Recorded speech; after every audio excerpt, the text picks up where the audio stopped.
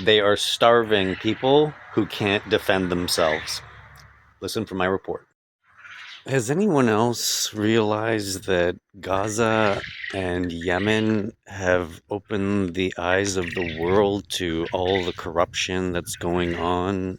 Because the Yemenis have basically squelched the biggest superpower in Hollywood, being the United States, and having their tails between their legs and running away. Yemen, the poorest country in the Eastern Hemisphere, with a ragtag army, supposedly sponsored by Iran, and yet we are led to believe that this superpower that has aircraft carriers and HIMARS missiles, these fucking garbage cans they're throwing into the sky and hitting nothing, like the Iron Dome, David's sling, more like David's jockstrap, because they're not. Listen, Iran is handing their ass to them.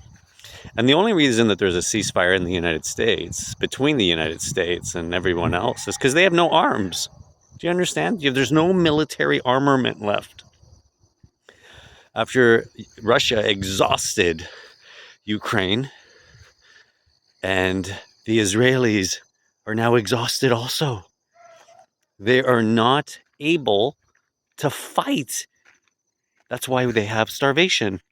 That's their only means of fighting the Palestinians. Did you know that Palestinians are... It's illegal to own arms in Palestine? You can't even have a knife. So this is exactly why they're using starvation as a tactic to eradicate, basically, the Palestinians. And I don't know if anybody else is aware of this. When they say the final solution, well, the final solution is there because there's no more bullets. There's no more missiles. There's no more tanks. There's no more nothing. And yet the Americans are so entrenched with their Israeli allies. Did you know that? Am I the only one that thinks that the Israelis and the American empire will end on the same day? I think that they will end very close together because they are bankrupt. America is $47 trillion. They say 37, but go look at the US debt clock. I posted it on my X account just yesterday. It only got 12 views.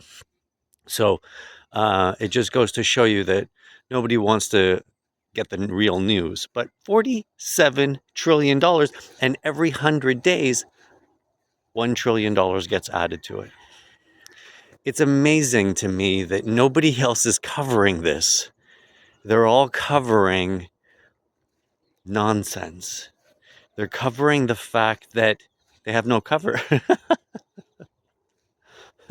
the the whole world is watching an empire crumble while the BRICS nations start to assemble and start to gain traction and start to gain notoriety, and the US dollar is being completely annihilated on the world stage. Did you know that the US dollar has lost 10% of its buying power since January? 10%.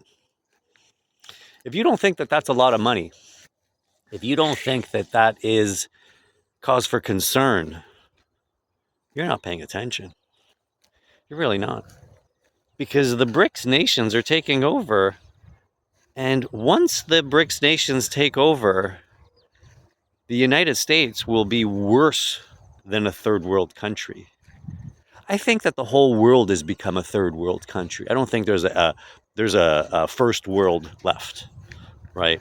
When you have all of these people homeless and the degradation of our military, the degradation of our healthcare system, the degradation of our education system, which part of it is first world? Which, when you have the United Nations Assembly disagreeing if they should invade Gaza or not, that's not a first world nation. We're not making good sense anymore. We're not making any kind of first world advancements, if you will.